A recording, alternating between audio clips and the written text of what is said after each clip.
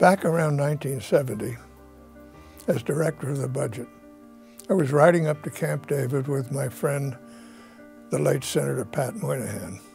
He was a counselor in the White House and a self-appointed drug czar whose job was to try to keep drugs out of this country as a way of suppressing use. I'm studying my notes because I have to make a presentation. Pat's in a state of exuberance. He says, "Shultz, don't you realize we just had the biggest drug bust in history?" I said, "Great work." "Don't you realize this was in Marseille? We've broken the French connection." That was the source. I said, "Great work."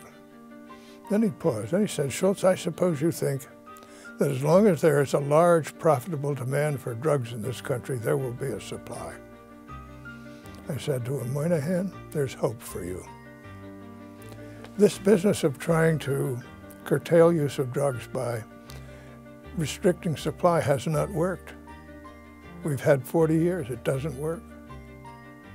It's also true that the taking of drugs in the United States is high by international standards. So we don't have a policy that's gotten at drug use. I think it's very important to try to persuade people not to take drugs from their standpoint and society's standpoint.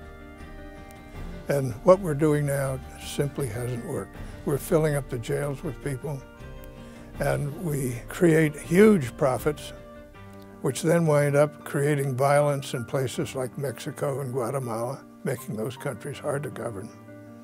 So there are ways of doing better, and we ought to at least be willing to talk about it and not having it a taboo subject for discussion. So I'm trying to break in and say, look, let's at least talk about it. And there are ideas out there.